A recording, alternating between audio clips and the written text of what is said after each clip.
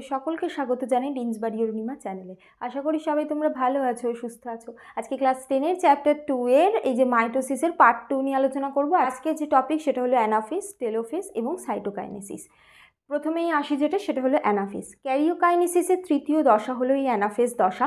এবং এই যে ক্যারিওকাইনেসিসের যে 4টে দশা আছে, প্রফেজ, মেটাফেজ, অ্যানাফেজ, টেলোফেজ, এই 4টের মধ্যে এটা হলো সবচেয়ে ক্ষণস্থায়ী দশা। মানে অ্যানাফেজ দশা খুব তাড়াতাড়ি সংঘটিত হয়, খুব অল্প সময়ের জন্য এটা থাকে। তাহলে এই দশাতে কি হচ্ছে, এর আগে তোমাদেরকে মনে করতে হবে যে মেটাফেজ দশায় কি হয়েছিল। মেটাফেজ দশাতে যখন আমি ছবি এঁকেছিলাম, আশা করি তোমাদের মনে আছে যে এই রকম ক্রোমোজোমগুলো এঁকেছিলাম, তাই তো? এখানে কি হয় দেখো, দুটো ক্রোম্যাটিড আছে, দুটো, একটা দুটো। এবার এই ক্রোম্যাটিডগুলো কি হয়ে যায়, ভাগ হয়ে যায়। মানে এই সেন্ট্রোমিয়ারটা এরকম ছিল তো, সেন্ট্রোমিয়ার এক্ষেত্রে এরকম দুটো ভাগ হয়ে যায়, নিয়ে এই যে ক্রোমোজোমগুলো ভাগ হয়ে যায়, মানে এদিকে এই ক্রোম্যাটিড চলে যাচ্ছে, এদিকে এই ক্রোম্যাটিড চলে আসছে, মানে ধরে নাও এইটার মাঝ বরাবর এরকম ভাগ হয়ে যাচ্ছে। তাহলে কি হয়ে গেল, দুটো পৃথক ক্রোমোজোম তৈরি হয়ে গেল, ঠিক আছে? তাহলে প্রথমে এইটা ছিল কি সেন্ট্রোমিয়ার, সেন্ট্রোমিয়ারের বিভাজন ঘটছে, মাঝখান থেকে সেটা দুটো ভাগ হয়ে যাচ্ছে, নিয়ে একটা ক্রোম্যাটিড একদিকে চলে গেল, অন্য ক্রোম্যাটিড অন্যদিকে চলে এলো, নিয়ে দুটো ইন্ডিভিজুয়াল যে ক্রোমোজোম সেটা গঠন করছে। দেখো এক্ষেত্রে এটা হলো প্রাণী কোষ, এটা হলো উদ্ভিদ কোষ অ্যানাফেজ দশায়। প্রাণী কোষের ক্ষেত্রে খেয়াল করো যে সেন্ট্রোজোমের অবস্থান রয়েছে এইগুলো, ঠিক আছে? এবার এর সাথে সাথে ক্রোমোজোম এরকম ছিল, ক্রোমোজোম দুটো ভাগে ভাগ হয়ে গেছে, ঠিক আছে? এবার দেখো ক্রোমোজোমগুলো খেয়াল করলে দেখতে পাবে যে ক্রমশ দুটো প্রান্তের দিকে চলে যাচ্ছে। এই ক্রোমোজোমগুলো এই প্রান্তের দিকে চলে যাচ্ছে, এই ক্রোমোজোমগুলো এই প্রান্তের দিকে চলে যাচ্ছে। তাহলে সেইটা কি করে হচ্ছে খেয়াল করে দেখো, ক্রোমোজোমগুলোর সাথে যুক্ত আছে যেগুলো, সেগুলোকে কি বলে, এগুলো হলো ক্রোমোজোমীয় তন্তু। মানে বেম তন্তুর সাথে ক্রোমোজোম যুক্ত থাকলে তাকে কি নাম বলে পড়েছিলাম, সেটার নাম ছিল হলো তোমার ক্রোমোজোমীয় তন্তু। এই ক্রোমোজোমীয় তন্তুগুলো ক্রমশ ছোট হতে থাকে, এই ক্রোমোজোমীয় তন্তুগুলো এরকম ছোট হতে থাকে, এটাও ছোট হতে থাকে, এগুলোও ছোট হতে থাকে, আবার এই দিকের যে ক্রোমোজোমীয় তন্তু এগুলোও ছোট হতে থাকে, ঠিক আছে? আর তার সাথে সাথে এই যে ক্রোমোজোম তৈরি হলো, মানে একটা থেকেই যে দুটো তৈরি হলো এখানে, এটা আর এটা, এটা আর এটা, এই ক্রোমোজোমগুলো একে অপরকে বিকর্ষণ করে। তাহলে দুটো বল এখানে কাজ করছে। একটা হলো এই যে ক্রোমোজোমীয় যে বেমতন্তুগুলো, ক্রোমোজোমীয় তন্তুগুলো ক্রমশ ছোট হতে থাকছে। দ্বিতীয় হলো এই যে ক্রোমোজোম, এই ক্রোমোজোমগুলো একে অন্যকে বিকর্ষণ করছে, তার ফলে কি হয়ে যাচ্ছে, এরা ক্রমশ মেরুর দিকে চলতে থাকছে, ঠিক আছে? আর এটা ধরো অ্যানাফেজের মধ্যবর্তী সময়, যদি এইটারই অ্যানাফেজের শেষের দিকে ছবি আঁকি, কীরকম হয়ে যাবে বলো তো? এই যে ক্রোমোজোমগুলো ধরো সব এই এতটা করে উঠে আসবে, ঠিক আছে? তার মানে দেখো এই বেমতন্তুগুলো কি হয়ে গেল, অনেকটা ছোট হয়ে গেল। একইভাবে এদিকেও বেমতন্তুগুলো অনেকটা ছোট হয়ে গেছে, তার ফলে এদের দেখো মাঝের দূরত্ব অনেকটা করে বেড়ে গেছে, ঠিক আছে? আর একটা জিনিস খেয়াল রাখতে হবে, এটা আঁকার সময় খেয়াল করে দেখো, মেটাফেজ দশাতেও আমি এই যে জিনিসটা বলেছিলাম, এখন আবার বলে দিচ্ছি। প্রাণীকোষের ক্ষেত্রে ছোট ক্রোমোজোমগুলো ধারে থাকে, বড় ক্রোমোজোমগুলো ভিতরে থাকে। তাই আঁকার সময় সেই জিনিসটা যেন প্রকাশ পায়। ছোট ক্রোমোজোম দুটো ধারে এঁকেছি, মাঝের দুটো বড় ক্রোমোজোম এটা এঁকেছি। উদ্ভিদ কোষ অ্যানাফেজ দশায় রয়েছে, সেই রকম যখন আঁকবে সেখানে কিন্তু ধারে ছোট ক্রোমোজোম, ভিতর বড় ক্রোমোজোম আঁকার কোনো প্রয়োজন নেই, সবকটা মোটামুটি একই হলে হবে। কিন্তু প্রাণী কোষের ক্ষেত্রে এটা ডিস্টিংক্টলি বোঝা যেতে হবে যে ধারের দুটো ছোট এবং মাঝেরটা বড়, ঠিক আছে? আচ্ছা, আর যখনই এইগুলো তাহলে কি হলো, এই যে ক্রোমোজোমীয় তন্তুগুলো ছোট হলো এবং এই যে অপত্য কোষ, এই অপত্য কোষগুলো একে অপরকে বিকর্ষণ করছে, তার ফলে কি হলো যে এইগুলো অনেকটা দূরে দূরে চলে গেল। যখনই এই ক্রোমোজোমগুলো, অপত্য ক্রোমোজোমগুলো দূরে দূরে চলে গেল বা দুটো মেরুতে চলে গেল, মাঝখানে যেটা অবস্থান করছে সেটা হলো ইন্টারজোনাল তন্তু, মাঝখানে এগুলো অবস্থান করছে, ঠিক আছে?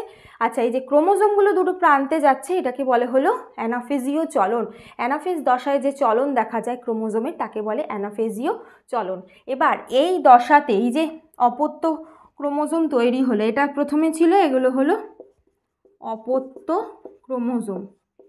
এই যে অপত্য ক্রোমোজোমগুলো এই দশাতে বিভিন্ন রকম দেখতে হয়।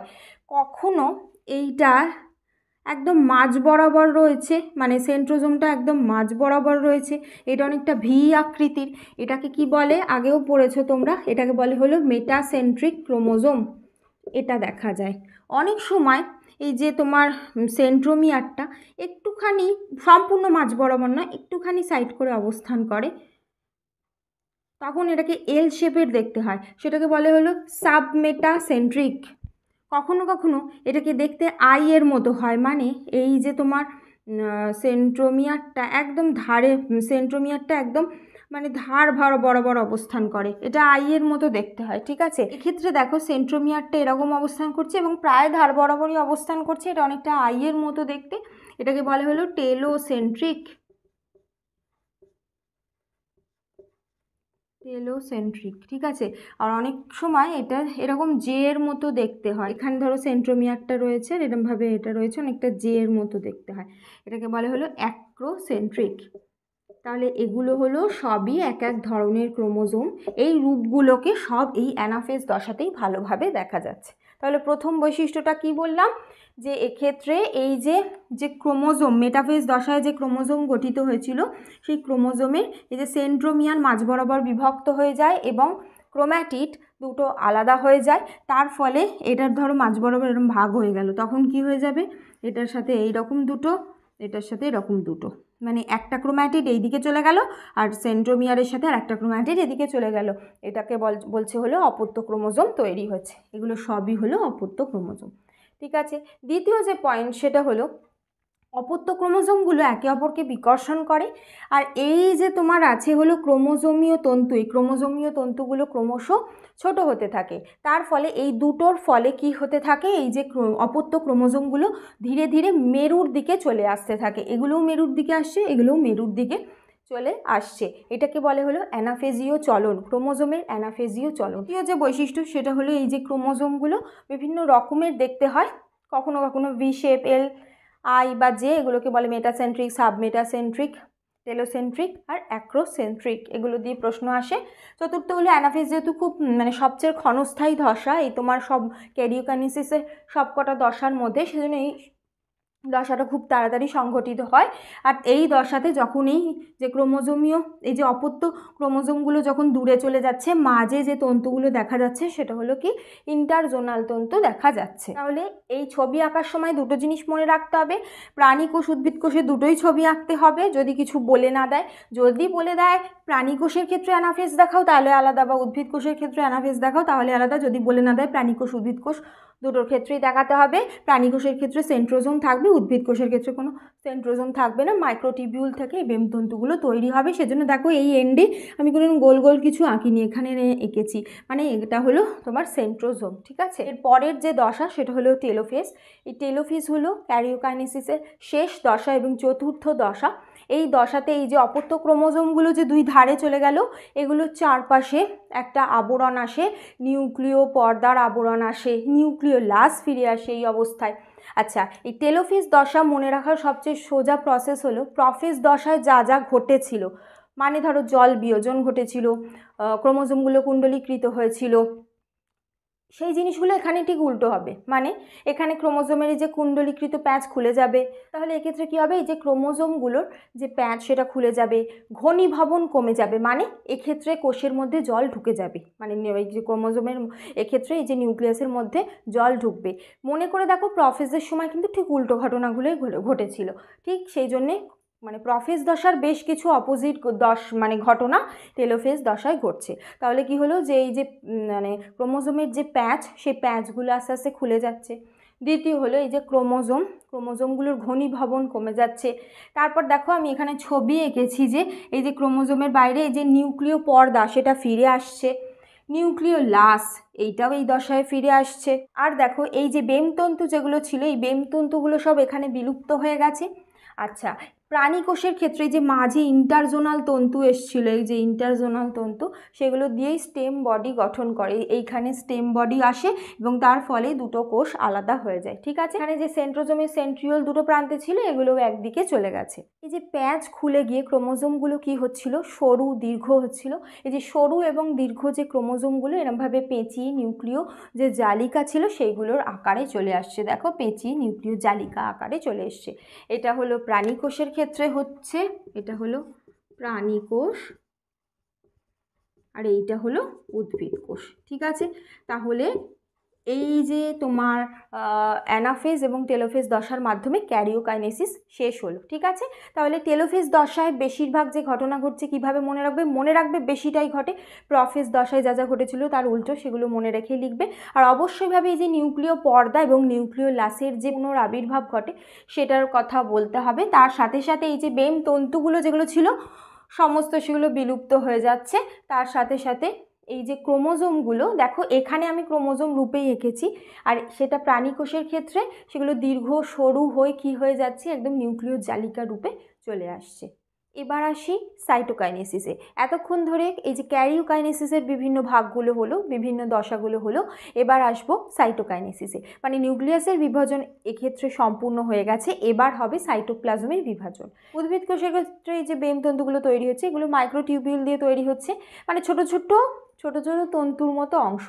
এই যে মাইক্রোটিউবিউল বলো বা মাইক্রোফিলামেন্ট বলো, এইগুলো কি হয়, একসাথে অনেক জড়ো হয়, সেগুলো তৈরি করে হলো ফ্র্যাগমোপ্লাস্ট। এই যে ফ্র্যাগমোপ্লাস্ট, এই ফ্র্যাগমোপ্লাস্টের সাথে গলগি ভেসিকল, ঠিক আছে, গলগি বডির যে ভেসিকলগুলো সেগুলো এসে জড়ো হচ্ছে। দেখো এই যে আমি গোল গোল গোল গোল এঁকেছি, এগুলো হলো গলগি ভেসিকলগুলো। তার সাথে এই যে সমস্ত এই যেগুলো এঁকেছি এগুলো সবই হলো মাইক্রোফিলামেন্ট। ঠিক আছে, এইগুলো সব একসাথে মানে জড়ো হয়ে তৈরি করে হলো কোষপাত। এই কোষপাত বা সেল প্লেট, এটা এই যে কোষের বিষুব অঞ্চলে অবস্থান করে, মানে কোষের মাঝ বরাবর অবস্থান করে। পরবর্তীতে দেখো এখানে তাহলে কি ছিল, মাইক্রোফিলামেন্ট, এবং এই যে গোল গোল এঁকেছি এগুলো হলো তোমার এই যে গলগি ভেসিকলগুলো এঁকেছি। এইভাবে এরা তৈরি করছে কি, কোষপাত। দেখো ওখানে কোষপাতটা কিন্তু সম্পূর্ণ হয়নি, সেই জন্য এখানে মাইক্রোফিলামেন্টগুলো এখনও আঁকা আছে। তারপর কি হলো, দেখো এই কোষপাতটা সম্পূর্ণ হয়ে গিয়ে তৈরি করলো কোষ প্রাচীর, সেই জন্য সেই সময় আর এই মাইক্রোফিলামেন্টগুলো আমি আঁকিনি। খুব ভালো করে বুঝে পড়তে হবে, যদিও খুব একটা জটিল নয়, সোজাই। এবার দেখো যেই মাঝ বরাবর কোষ প্রাচীর তৈরি হয়ে গেল, সাইটোপ্লাজম অটোমেটিক দুভাগে ভাগ হয়ে গেল। ঠিক আছে, এরপর আসি হলো প্রাণীকোষের ক্ষেত্রে সাইটোকাইনেসিস। প্রাণীকোষের সাইটোকাইনেসিস পদ্ধতিটা ক্লিভেজ পদ্ধতিতে হয়। ক্লিভেজ মানে হলো, দেখো এরম ছিল, প্রথমে একটা ছোট খাঁজ এলো, ঠিক আছে, এই খাঁজটা ধীরে ধীরে এরম ভিতর দিকে ঢুকতে ঢুকতে একটা ভাঁজের মতো সৃষ্টি করলো। তারপরে এই ভাঁজটা সম্পূর্ণ হয়ে গেল, দুটো আলাদা কোষ তৈরি হয়ে গেল। এই পদ্ধতিটার নাম হলো ক্লিভেজ পদ্ধতি। তাহলে উদ্ভিদের ক্ষেত্রে সাইটোকাইনেসিস একটা পদ্ধতিতে ঘটছে, প্রাণীকোষের ক্ষেত্রে সাইটোকাইনেসিস আরও একটা পদ্ধতিতে ঘটছে।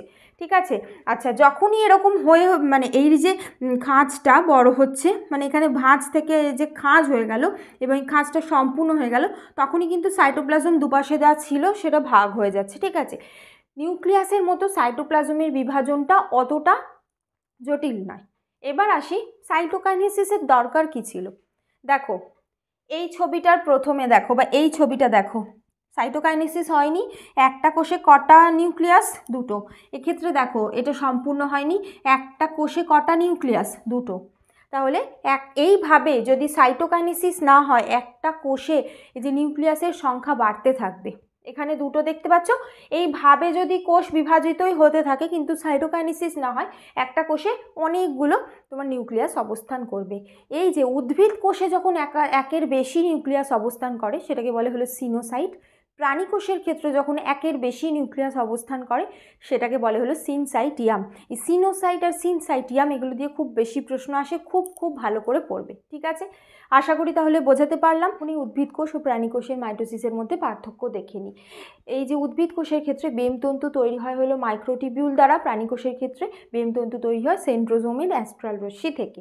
এক্ষেত্রে উদ্ভিদ কোষের ক্ষেত্রে মেটাফেজ দশায় ক্রোমোজোমগুলো বিষুব অঞ্চলের পরিধি বরাবর অবস্থান করে, আর এক্ষেত্রে মেটাফেজ দশায় কোষের বিষুব অঞ্চলে ছোট ক্রোমোজোমগুলো ধারের দিকে এবং বড় ক্রোমোজোমগুলো ভিতরের দিকে অবস্থান করে। তৃতীয় হলো সাইটোকাইনেসিসের যে পদ্ধতি, সেটা হলো ফ্র্যাগমোপ্লাস্ট এবং এই যে গলগি ভেসিকেল এগুলো জুড়ে কোষপাত তৈরি করছে, আর এক্ষেত্রে ক্লিভেজ পদ্ধতিতে সাইটোকাইনেসিস ঘটছে। আশা করি তোমরা বুঝতে পেরেছো। আজ এই পর্যন্তই। এই জিনিসটা যখন প্র্যাকটিস করবে প্রত্যেকটা স্টেজ পড়ার সময় অবশ্যই পাশে একটা রাফ খাতা নিয়ে তাতে ছবি এঁকে বুঝে পড়বে, তাতে অনেক দিন বেশি এই যে বৈশিষ্ট্যগুলো মনে থাকবে।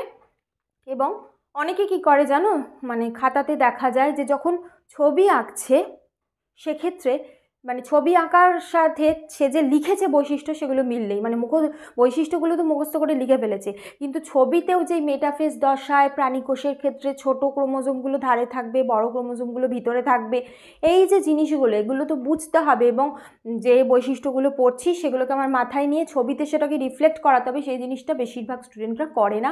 সেই জন্য আমি সবসময় বলি, যখনই এই জিনিসগুলো তোমরা পড়বে সাথে সাথেই পাশে ছবি এঁকে প্র্যাকটিস করতে হবে, তবেই কিন্তু ছবিটা পারফেক্ট হবে। কারণ এই জায়গা থেকে তোমাদের প্রতিবারই প্রশ্ন আসে, মানে কোনোভাবেই এই জায়গাটা অ্যাভয়েড করা যাবে না, অবশ্যই ছবি এঁকে পড়তে হবে। ঠিক আছে? আর প্রাণী কোষ উদ্ভিদ কোষ দুটো আলাদা আলাদাভাবে প্র্যাকটিস করতে হবে। আশা করি তোমরা বুঝতে পেরেছো। আজ এই পর্যন্তই। কোনো প্রশ্ন থাকলে কমেন্ট করো। তোমরা এই ভিডিওটাকে লাইক করো, বেশি বেশি করে শেয়ার করে দিও, আর সাবস্ক্রাইব করো। Thank you.